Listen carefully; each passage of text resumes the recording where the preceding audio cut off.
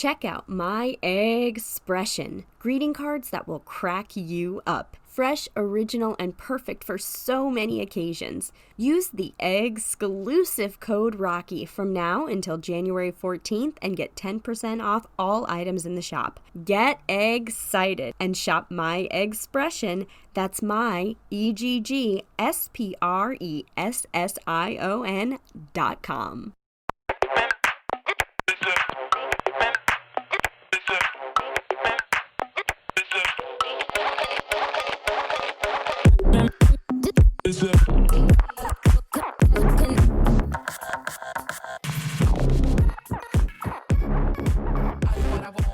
Wow, Wednesday was fucking crazy.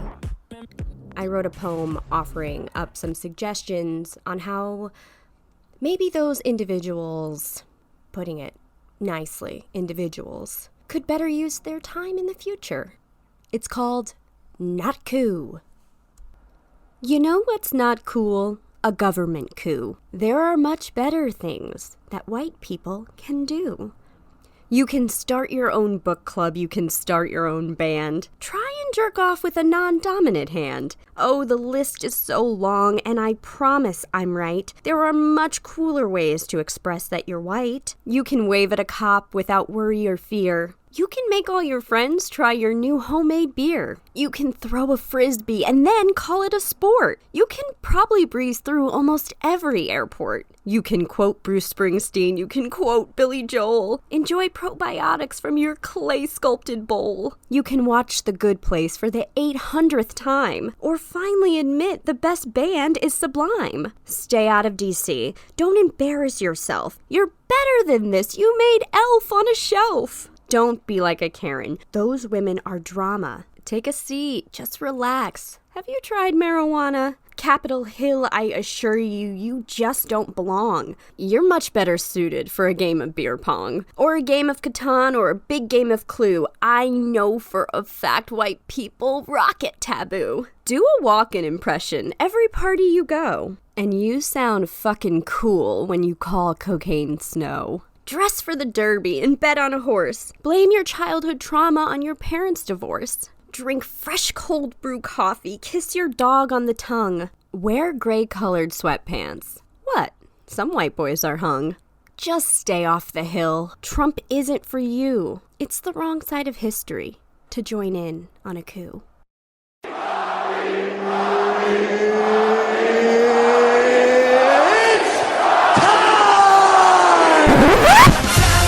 Time for the Rocket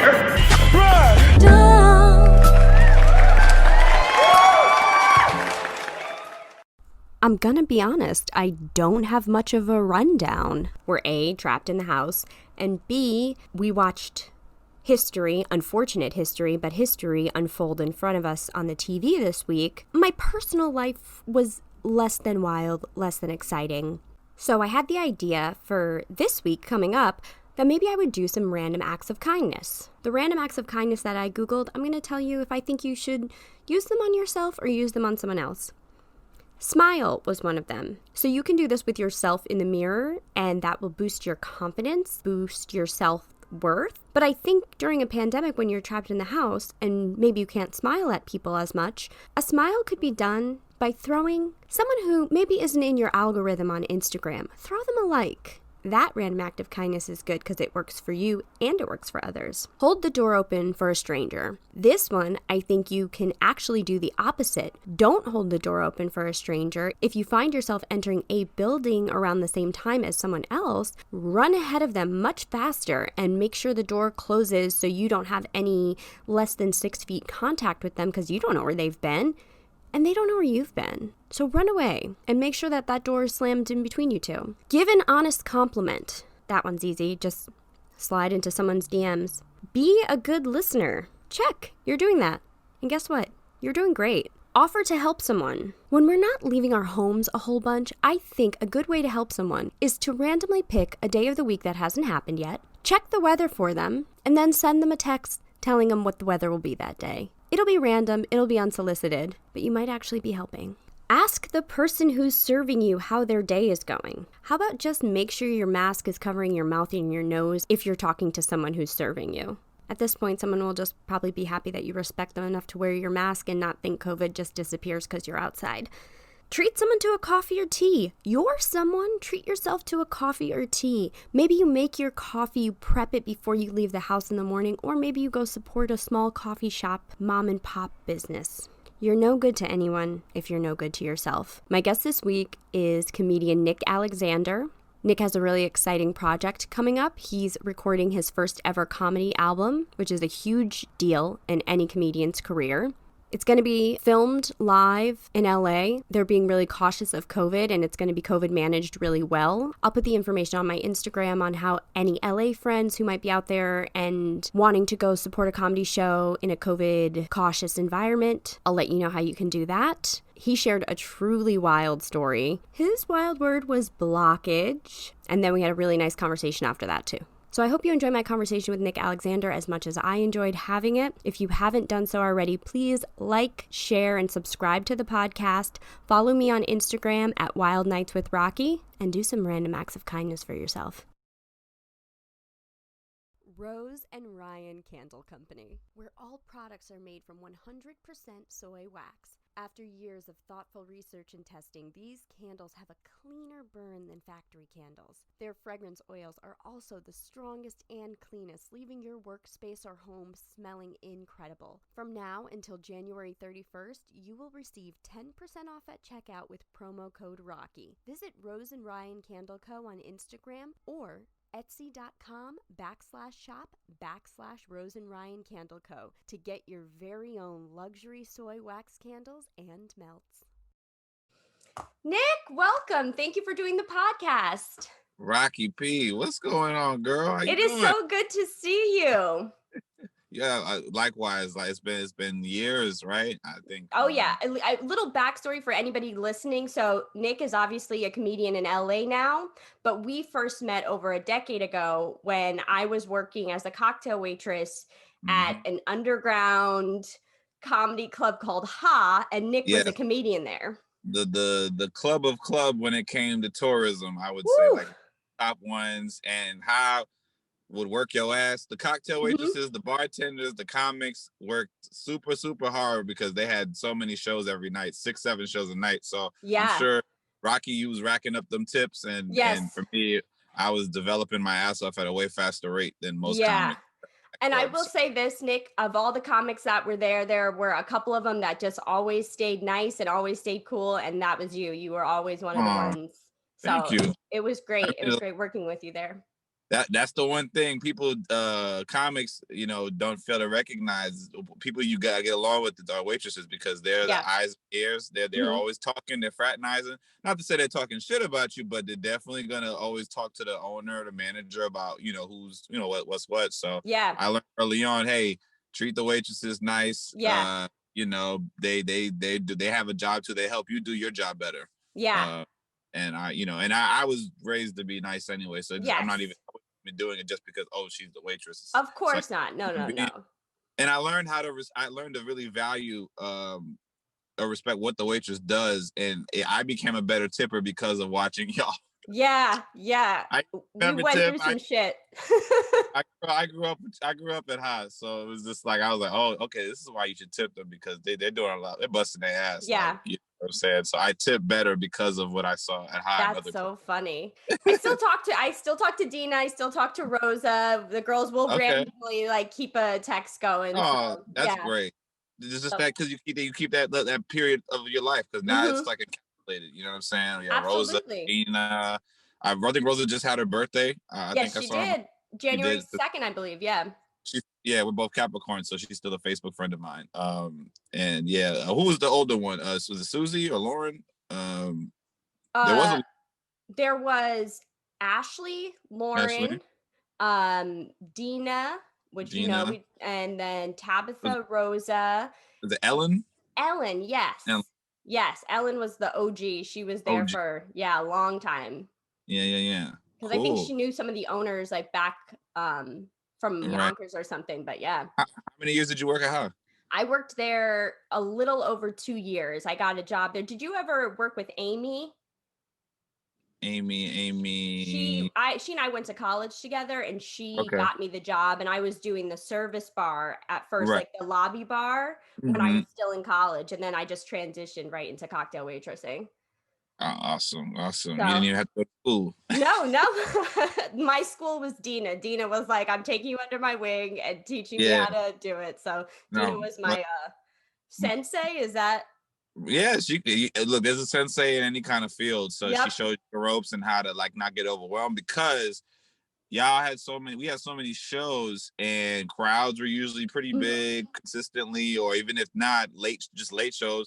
It's exhausting work. So she probably gets mentally, it's a battle. And Absolutely. for her to like not shade you or feel like, you coming in stealing her section or whatever like that, whatever egoness can happen with Yeah. waitresses. 'Cause believe it or not, waitresses can have egos with each other. Everybody can. Yep. So and Dina's just always been cool. Yeah, I've hung out with Dina a couple of times off stage. She used to do poetry, and Mhm. I went to the events that she did with Sean Cornelius Yep. or Jay Justice when they had yeah, just so yeah, a good Good time. people. We came up with some really good people. But Absolutely. with good people comes good Hmm. stories. So Yes. Nick, I know you have a great story for me today. I'm really excited to hear it. Yes, I thought about it long and hard. I really wanted to make sure I came to pull off a decent story for you. Absolutely. And so, of course, you guys know I asked Nick for a wild word, and the word he gave me was blockage.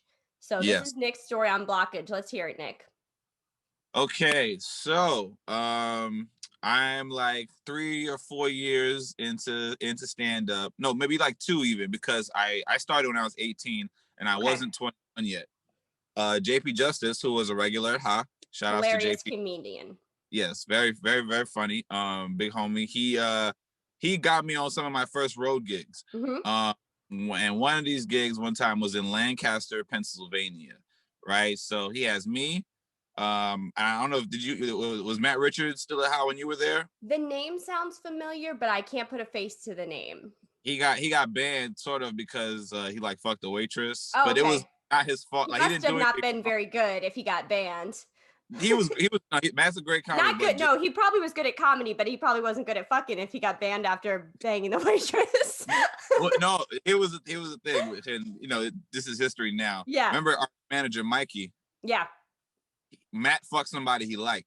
Oh, got it. And Got it. he found out about it, and then it was just like, yeah. So he was like, "You fuck Susie, you're Get out banned." of Like, there. Yep. Susie was a hot waitress, I guess, or Hmm. somebody. So, anyways, whatever. So Matt goes on the road with me too. So it's me, Matt, JP, and I think my friend Nico Okay. might have went, or maybe just me and Matt. So we're in Lancaster. We're opening up for Tommy Davidson and Michael Wow. Collier, right? Who was the There's second name?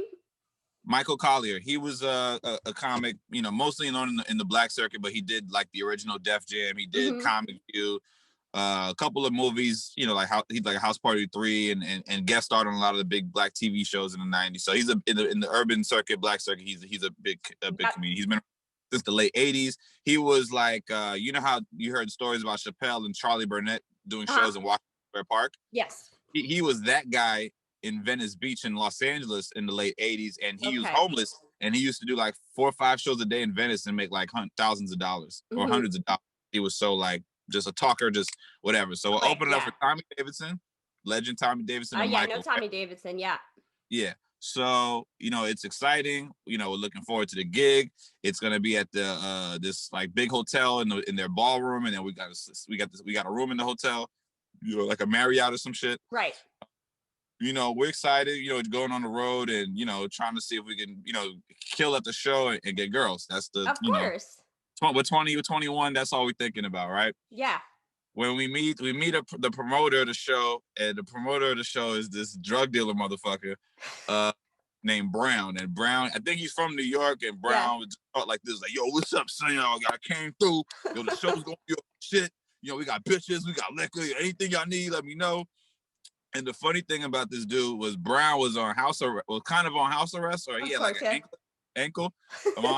He got out of jail, and he was like, he has a strict rule but they allowed him to do the show at the hotel or whatever like that. And just, you know, it's not it's not a secret or anything, but like when you do comedy shows sometimes and you work with drug dealers or whoever, they a lot of times what they do is do comedy shows to clean their money.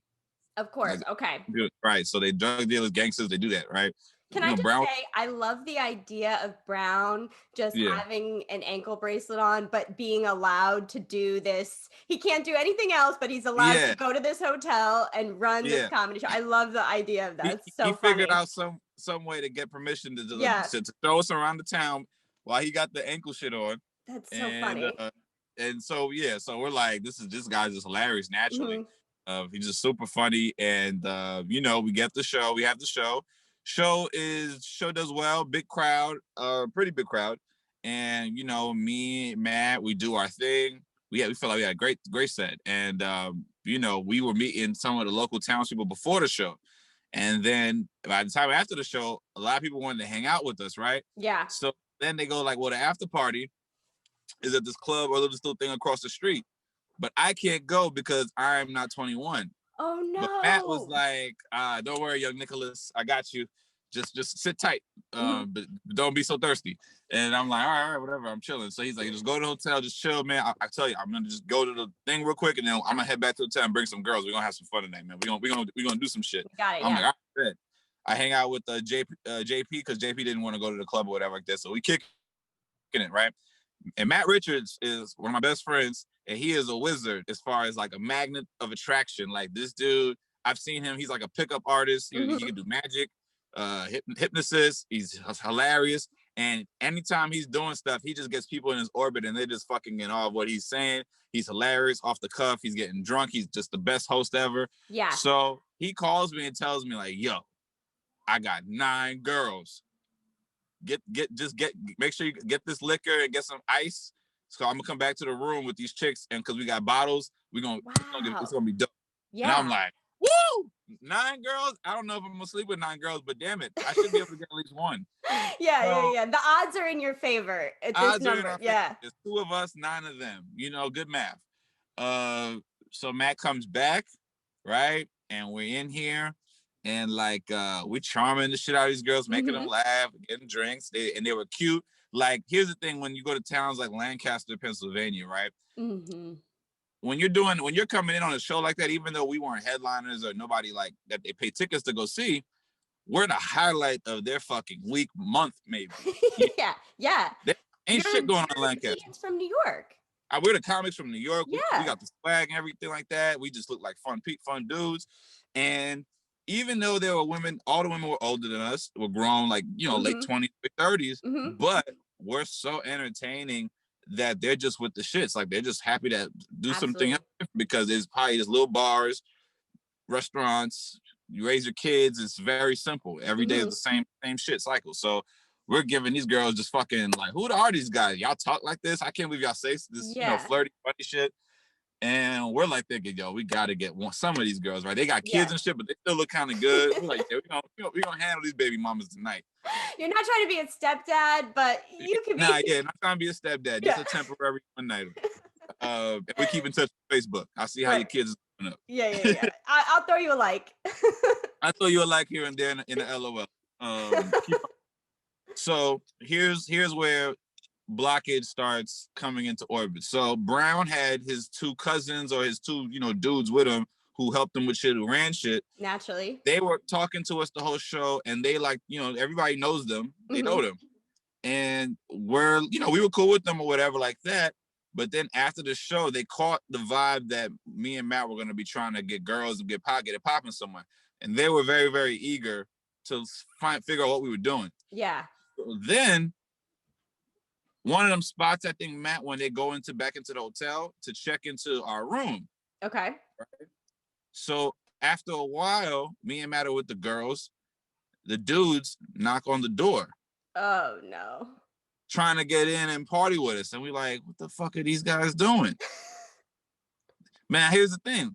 We're in Lancaster. We in their turf. Right. And we can't really say, no, can't come in right now or whatever. They had the key and they were going to try and get in, right? But they were knocking on the door first. And me and Matt were like, fuck, like we can't get rid of them because they know we got the 9 girls in there. They heard us laughing, they heard us, chilling. We fucking have to let them in, right? They were kind of drunk and high. They start acting stupid, start trying to be funny, but they jokes ain't really kicking in it like that. They're turning the vibe. Vibe is getting all the way fucking down. And Rocky, if I tell you, it may be 15, 20 minutes, like 6 of them girls left. 6 or 7 girls left. Just saying, oh, it's late. We kind of got to go. You guys were funny, good night. They didn't want to be around them dudes, right? Me and Matt are just watching these girls leave, sorry. And we're just, damn. Look at it. He's ruining this shit for us. Yeah. 1 or 2 girls stay behind. And I guess these are one of the girls that he fucked with. Yeah. So he takes her to the bathroom and fucks her. No, in our hotel. Not Brown. No. Brown, one of Brown's one of his people. One of the people in his crew. Oh, his younger cousin, the young dudes who are like our age. They take one of the girls in our room was kicking it with us, with our liquor, drinking our shit, and goes into the bathroom and fucks her. And me and Matt are looking at each other. We're like so fucking sad. We just listen. We're like, if we ain't gonna get no, we might as well just listen. And this nigga was pounding the shit out of her. You could tell he was doggy. We're hearing the cheeks clap. And we're just like, this is some fucked up shit. How did we get cock blocked in our own room? Yeah. They just, Yeah. They come out and he was like, yo, man, this shit was dope, yo. All right, y'all was funny, man. And they weren't even the funny ones. You did all not even comics. You were literally the warm-up comics. We were the opening acts. Like we did 7-10 minutes, whatever. People saw us be funny, and they saw we were entertaining off stage for like 2 hours. Well, Matt had him at the bar and convinced them to all come to the room. Yeah. And we were just charming the shit out of them for like another 40, 30 minutes, and then these dudes come in blockage. Yeah. Kicked out the other girls who was maybe feeling us, and then fucked the one hood rat that was that was on his roster. That was on his roster. I'm dead. Complete blockage. We never felt like losers. We're like listening to this fucker. Like, just let's have sex in our bathroom. Can I tell you who I'm envisioning Brown to look like? Came back with blue balls. We came back to New York with blue balls. It lasted the whole van ride back to New York. Me and Matt were just like the Smurf twins. Yeah. I am picturing Brown to look like, and the actor, his name is escaping me, but he was in Friday, and he's the one that keeps asking Smokey for the money. Oh, like Faison Love with the worm, Big Worm? Yeah, Big Worm. Nah, yeah. That's what I picture Brown to look like. Hilarious. No, he didn't have the rollers in his hair. Brown was more so like chubby, stubby New York dude with the New York fitted tilted to the side. Okay. Big t-shirt, like, yo, what's up? The clapping, yeah.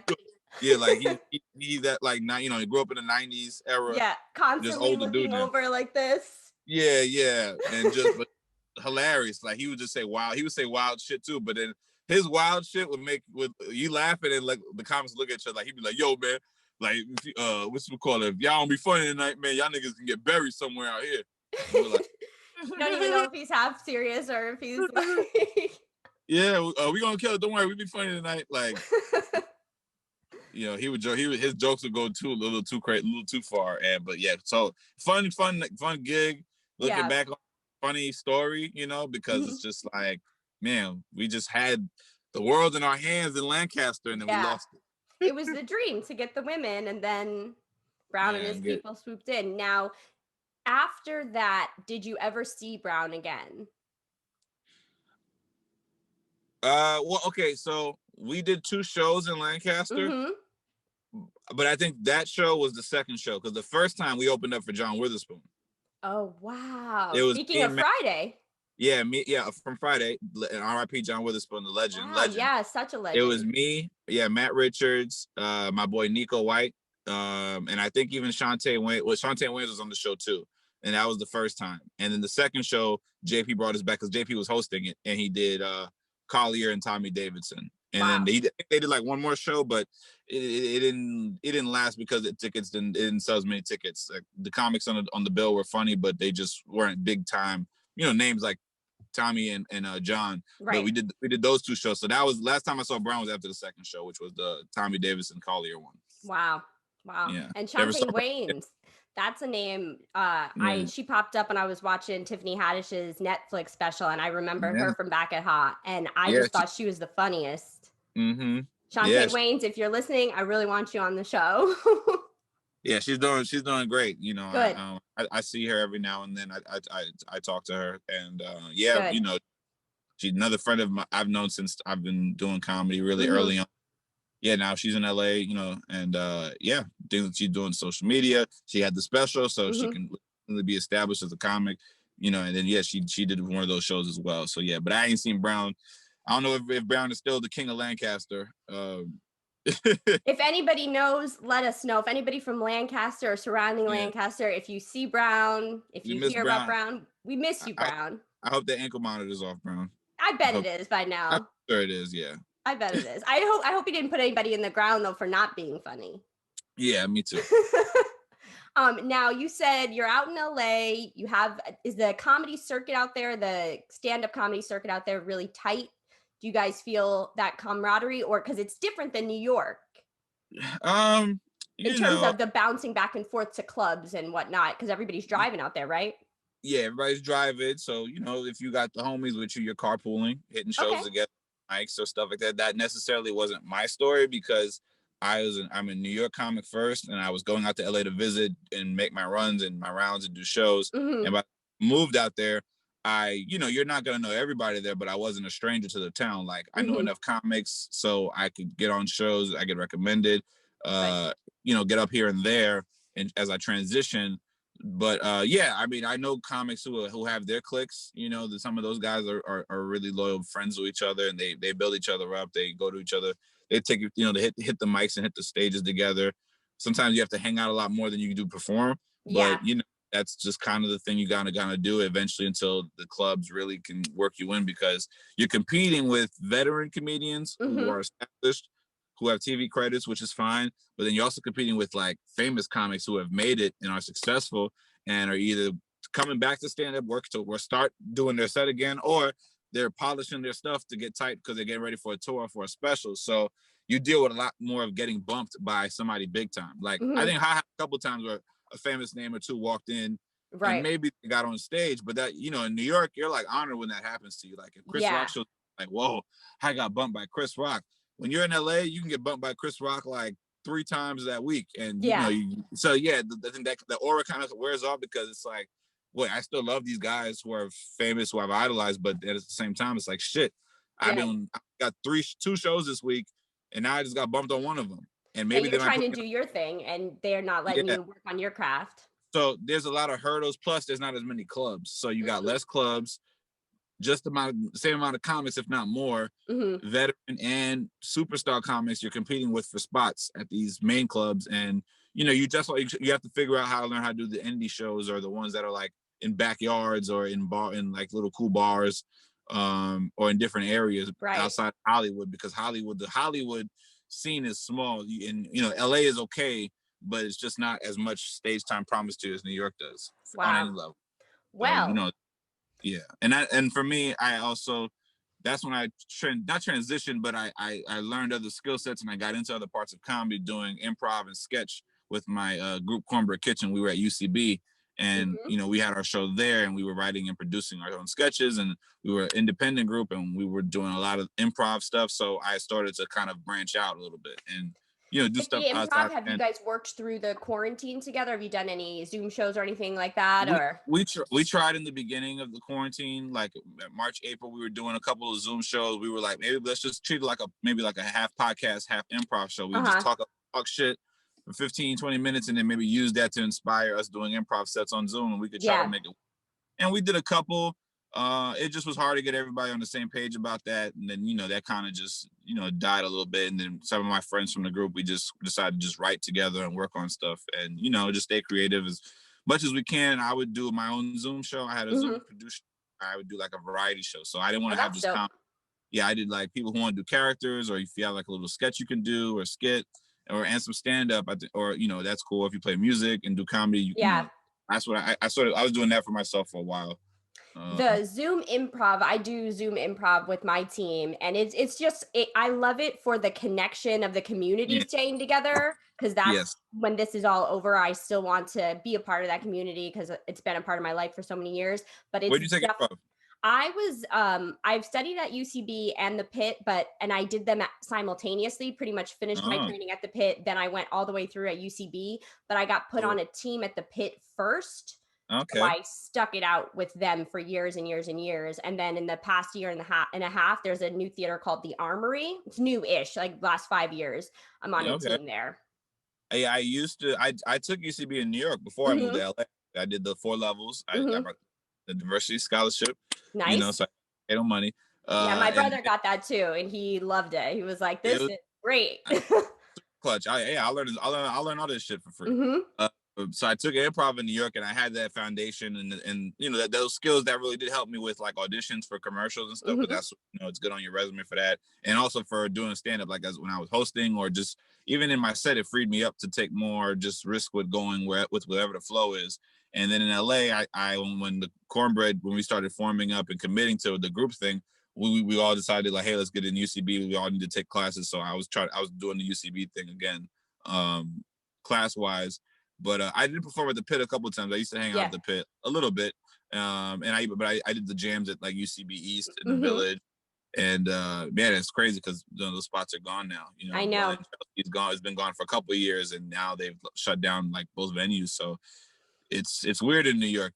Yeah, but I think they're determined to try and do it. They were trying to switch over to nonprofit Hmm. because I was part of the group, the BIPOC, whatever coalition that were Uh-huh. having town halls and meetings with the space because they all kind of went under fire with the racial stuff that was taking place this Of year. course. Yep. We got called out for what they've been doing, which is shades of racism and tokenism and unfair treatment to performers of color, and learning and making them understand how shit really got to change Yeah. if you want these people who make your space hot, because they bring in different crowds to the shows, to the school. People who never were, who might have not taken a look at improv or sketch. They do it because they're seeing people that look like them in the Black or Absolutely. brown communities.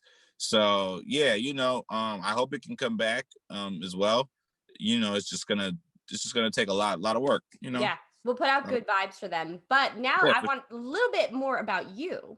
yeah, You yeah. What's up? have something really exciting going down next week. Or we'll say this week because of when the episode premieres. You have something really exciting going down this week. Yeah, I'm recording, filming my debut comedy album. I'm excited.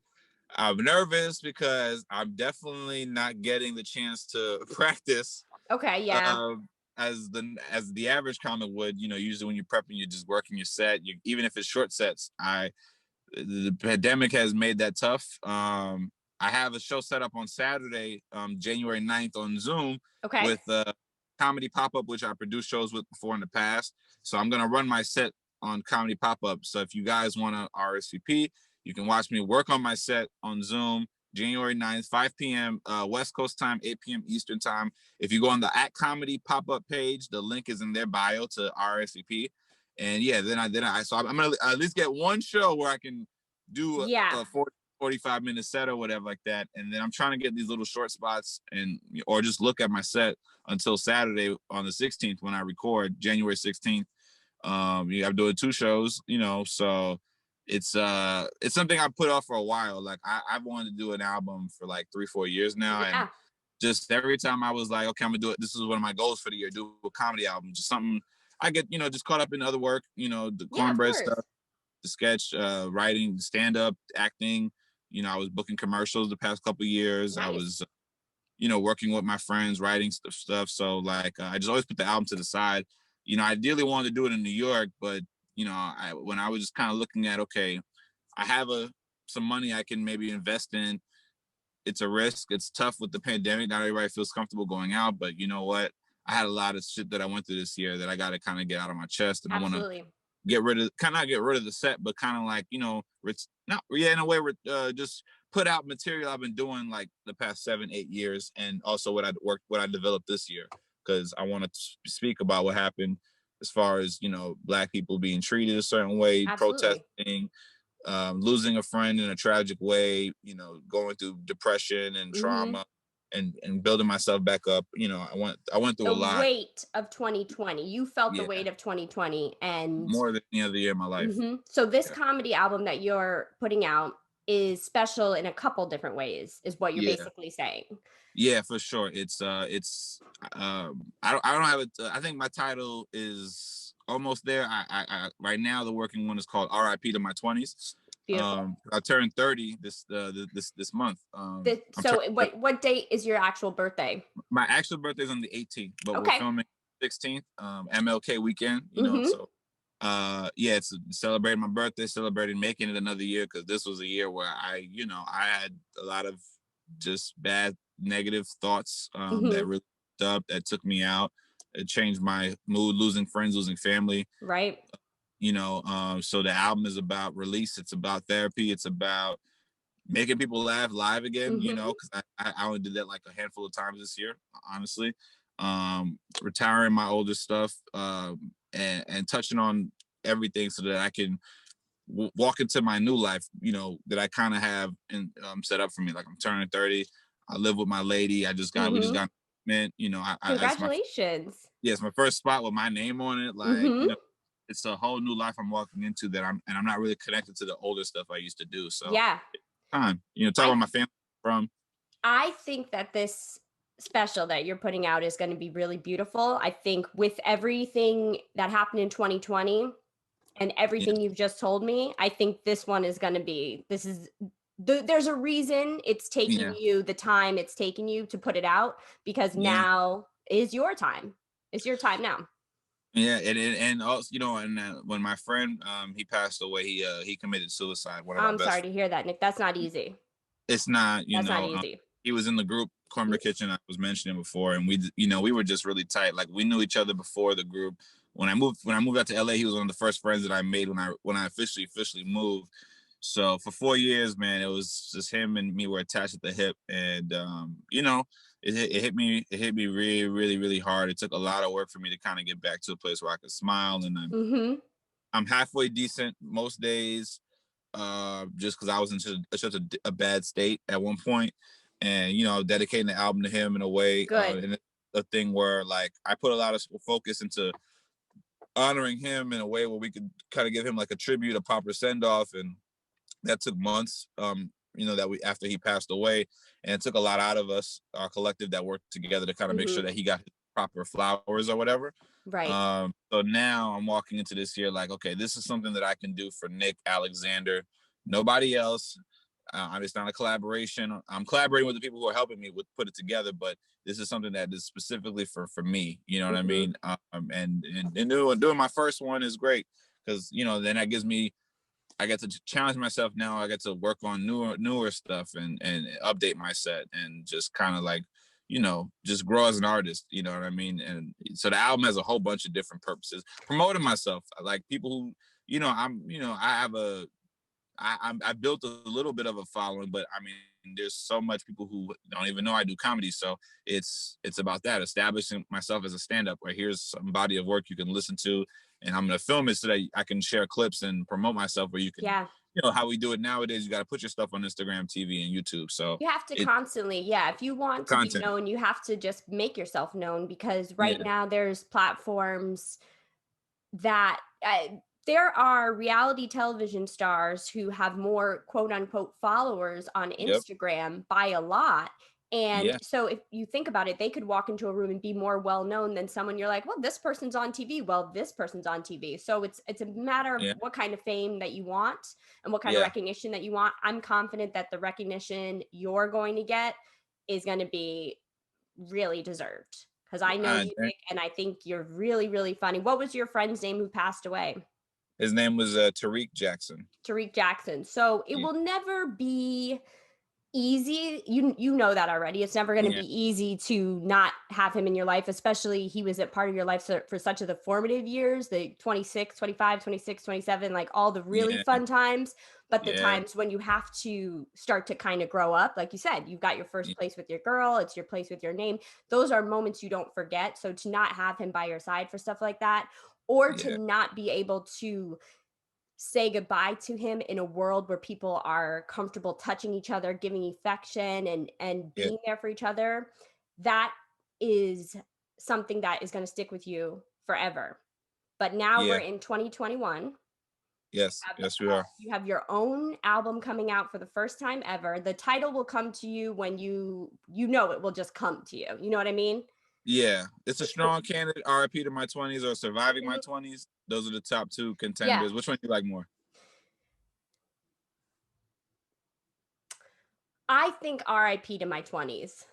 Yeah. I like It's that one.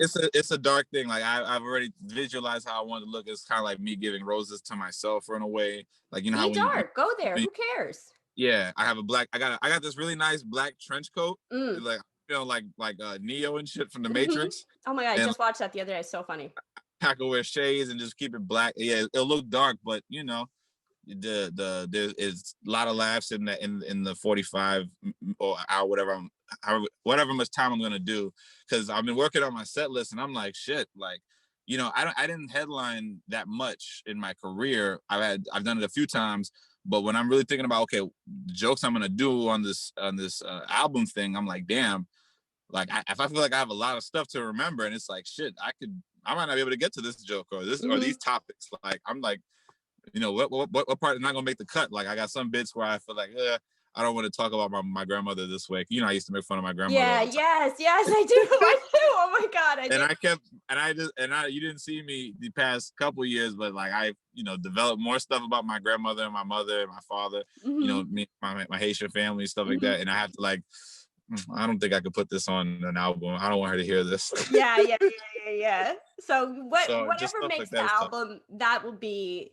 Yeah. whatever's meant to be with this album is going to be. But I feel really really good about it for Yeah. you and to people in LA on January 16th. They have some time before that. How do they get tickets? How do they see it? Yes. So specifically, if you go to my Instagram account, which is at Nick of Comedy, NICKOFCOMEDY, one word, Nick of Comedy. The link where you can get tickets is in my bio. So you click on the link. The Eventbrite has all the information you need. I have COVID protocols to make sure everything runs safely. I have a manager that's going to be hired to work it with me. So we're taking care of people's safety. We're prioritizing that. And yeah, it's on my Instagram page bio, Nick of Comedy. So it's just go there and you can confirm for tickets. I'm doing 2 shows on the 16th. So Beautiful, yeah. Nick.